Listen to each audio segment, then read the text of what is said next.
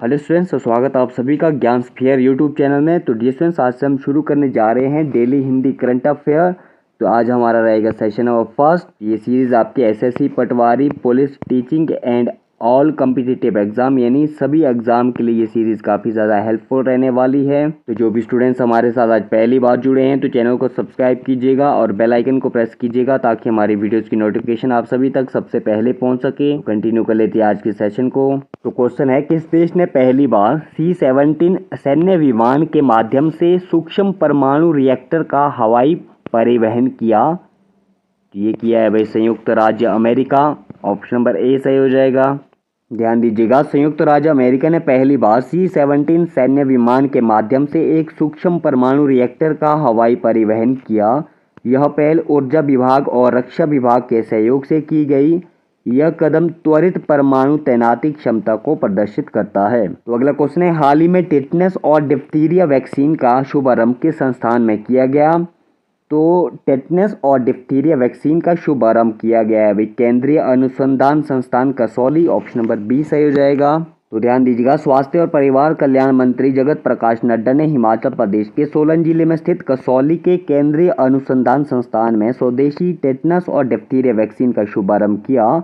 यह वैक्सीन स्वास्थ्य क्षेत्र में आत्मनिर्भर भारत के लक्ष्य को सशक्त करती है। भारत को विश्व की फार्मेसी कहा जाता है। सार्वभौमिक टीकाकरण कार्यक्रम विश्व का सबसे बड़ा टीकाकरण कार्यक्रम है।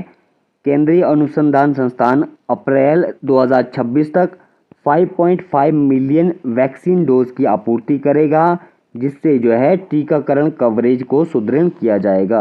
तो अगला क्वेश्चन है, भारत ऊर्जा संक्रमण शिखर सम्मेलन 2026 का आयोजन कहाँ किया गया? तो भारत ऊर्जा संक्रमण शिखर सम्मेलन 2026 का आयोजन किया गया है न्यू दिल्ली में। ऑप्शन नंबर ए सही हो जाएगा। तो ध्यान दीजिएगा, भारतीय वाणिज्य एवं उद्योग महासंघ द्वारा आयोजित भारत ऊर्जा संक्रमण शिखर सम्मेलन 2026 नई दिल्ली में संपन्न हुआ।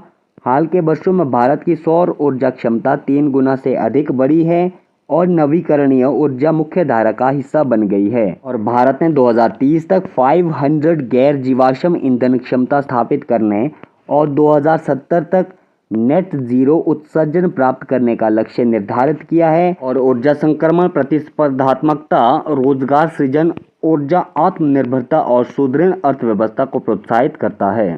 तो अगला क्वेश्चन है, भारत में अपनी तरह की पहली पहल सक्षम कौशल सर्वेक्षण किस शहर ने शुरू की है? तो भारत में अपनी तरह की पहली पहल सक्षम कौशल सर्वेक्षण की शुरुआत जो है ये की है मुंबई ने। ऑप्शन नंबर ए सही हो जाएगा। तो ध्यान दीजिएगा, मुंबई के उपनगरीय जिले ने 18 से 40 वर्ष आयु वर्ग के युवाओं के कौशल का आकलन करने और उनकी रोजगार क्षमता बढ़ाने के उद्देश्य से भारत में अपनी तरह की पहली पहल सक्षम कौशल सर्वेक्षण शुरू की है।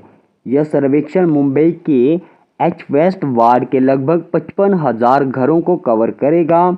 और कृत्रिम बुद्धिमत्ता बोले तो AI आधारित इस घर घर सर्वेक्षण में शैक्षिक योग्यता, कौशल में रुचि और रोजगार के लिए आवश्यक प्रशिक्षण से संबंधित डेटा एकत्रित किया जाएगा। सर्वेक्षण के परिणामों के आधार पर अभ्यर्थियों को जो है सरकार द्वारा अनुमोदित संस्थानों और संबंधित पाठ्यक्रमों की सूची प्रदान की जाएगी। इसका उद्देश्य अगले वर्ष तक जो है कम से कम 15,000 अभ्यर्थियों को प्रशिक्षित करना और 5,000 युवाओं को रोजगार या उद्यमिता के माध्यम से आत्मनिर्भर बनाना है। तो अगला क्वेश्चन है, हाल ही में समाचारों में चर्चा में रहा खार्ग द्वीप एक छोटा सा प्रवाल द्वीप है जो किस देश में स्थित है? तो समाचारों में चर्चा में रहा खार्ग द्वीप जो है ये है भाई ईरान में। ऑप्शन नंबर ए सही हो जाएगा। तो ध्यान दीजिएगा, खार्ग द्वीप उत्तरी फारस की खाड़ी में स्थित ईरान का एक छोटा सा प्रवाल द्वीप है जिसकी हाल ही में संयुक्त राज्य अमेरिका की रणनीतिक चर्चाओं में उल्लेख किया गया है। यह फारस की खाड़ी में उन कुछ द्वीपों में से एक है जहां प्राकृतिक मीठा पानी पाया जाता है और जो छिद्रयुक्त चूना पत्थर संरचनाओं में संग्रहित रहता है। और द्वीप पर जो है गर्म और आर्द्र ग्रीष्म ऋतु होती है। इसका सर्वोच्च बिंदु माउंट दिदेहवान है। और सन 1960 के दशक की शुरुआत में अपतटीय तेल क्षेत्रों की खोज के बाद यहाँ पेट्रोलियम और पेट्रोकेमिकल अवसंरचना का व्यापक विकास हुआ और इसका जो है रणनीतिक महत्व होर्मुज जलद मरुमध्य के निकट स्थित होने के कारण है, जो वैश्विक तेल परिवहन का एक महत्वपूर्ण मार्ग है। ध्यान दीजिएगा, राष्ट्रीय जहाजरानी बोर्ड किस मंत्रालय के अधीन कार्य करता है? तो राष्ट्रीय जहाजरानी बोर्ड जो है ये कार्य करता है बंदरगाह जहाजरानी और जलमार्ग मंत्रालय के अंतर्गत। ऑप्शन नंबर बी सही हो जाएगा। तो ध्यान दीजिएगा, राष्ट्रीय जहाजरानी बोर्ड व्यापारिक जहाजरानी अधिनियम 1958 की धारा 23 के अंतर्गत स्थापित भारत का सर्वोच्च सलाहकार निकाय है, जो जहाजरानी और समुद्री मामलों से संबंधित नीतिगत मुद्दों पर कार्य करता है। यह बंदरगाह जहाजरानी और जलमार्ग मंत्रालय के अधीन कार्य करता है तथा केंद्र सरकार की जहाजरानी नीतियों और समुद्री विकास से संबंधित विषयों पर सलाह प्रदान करता है। एनएसबी के अध्यक्ष की नियुक्ति जो है केंद्र सरकार द्वारा की जाती है। तो अगला क्वेश्चन है, हाल ही में भारत में 100 प्लग एंड प्ले औद्योगिक पार्क विकसित करने के लिए किस योजना को मंजूरी दी गई है? तो हाल ही में भारत में 100 प्लग एंड प्ले औद्योगिक पार्क विकसित करने के लिए जो है ये योजना है भारत औद्योगिक विकास योजना, बोले तो भव्य। ऑप्शन नंबर सी सही हो जाएगा। तो ध्यान दीजिएगा, प्रधानमंत्री नरेंद्र मोदी की अध्यक्षता में केंद्रीय मंत्रिमंडल ने भारत औद्योगिक विकास योजना, बोले तो भव्य को 33,660 करोड़ के आवंटन के साथ पूरे देश में 100 प्लग एंड प्ले औद्योगिक पार्क विकसित करने हेतु मंजूरी दी गई है। इस योजना का उद्देश्य विश्व स्तरीय औद्योगिक अवसंरचना का निर्माण करना, विनिर्माण क्षमता को सुदृढ़ करना तथा विकसित भारत के लक्ष्य को आगे बढ़ाना है। भव्य राष्ट्रीय औद्योगिक गलियारा विकास कार्यक्रम के अंतर्गत विकसित औद्योगिक स्मार्ट शहरों की सफलता पर आधारित है। इसे राज्य तथा निजी क्षेत्र के सहयोग से लागू किया जाएगा। अगला क्वेश्चन है, हाल ही में समाचारों में रही लिटानी नदी किस देश में स्थित है? तो हाल ही में समाचारों में रही लिटानी नदी यह है लेबनान में। ऑप्शन नंबर बी सही हो जाएगा। तो ध्यान दीजिएगा, हाल ही में इजरायली हमलों के दौरान लेबनान के दक्षिण तटीय राजमार्ग पर स्थित लिटानी नदी पर बना कस्मीय पुल नष्ट हो गया। लिटानी नदी लेबनान की सबसे लंबी और सबसे प्रमुख नदी है।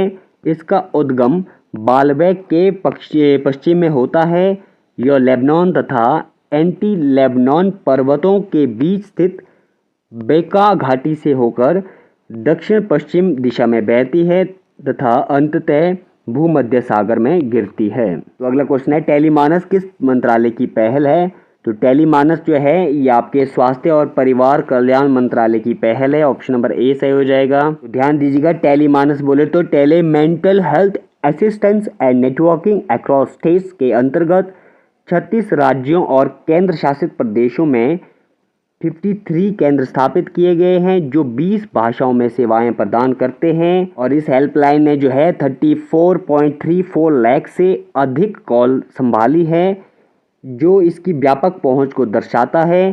टेलीमानस मोबाइल एप्लीकेशन को 10 अक्टूबर 2024 को स्वास्थ्य और परिवार कल्याण मंत्रालय द्वारा लॉन्च किया गया था, जिसका उद्देश्य सामान्य स्वास्थ्य से लेकर मानसिक विकारों तक व्यापक मानसिक स्वास्थ्य सहायता प्रदान करना है।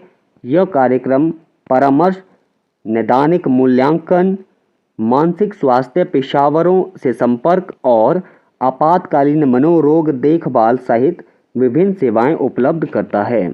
तो अगला क्वेश्चन है, श्रमिकों के कौशल विकास में सहयोग के लिए SIDH प्लेटफॉर्म को किस प्लेटफॉर्म के साथ एकीकृत किया गया है? तो श्रमिकों के कौशल विकास में सहयोग के लिए SIDH प्लेटफॉर्म को जो है ई श्रम पोर्टल के साथ एकीकृत किया गया है। ऑप्शन नंबर सी सही हो जाएगा। तो ध्यान दीजिएगा, SIDH बोले तो स्किल इंडिया डिजिटल हब को जो है ई श्रम पोर्टल के साथ एकीकृत किया गया है, ताकि पंजीकृत श्रमिकों को कौशल विकास के अवसर उपलब्ध कराए जा सके।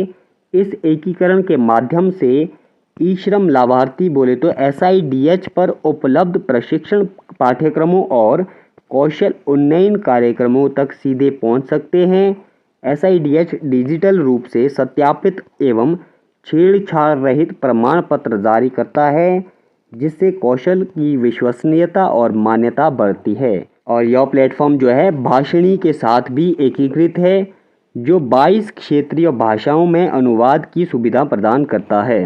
तो आज के सेशन में इतना ही करते हैं। आशा करता हूँ आप सभी को आज का सेशन पसंद आया होगा।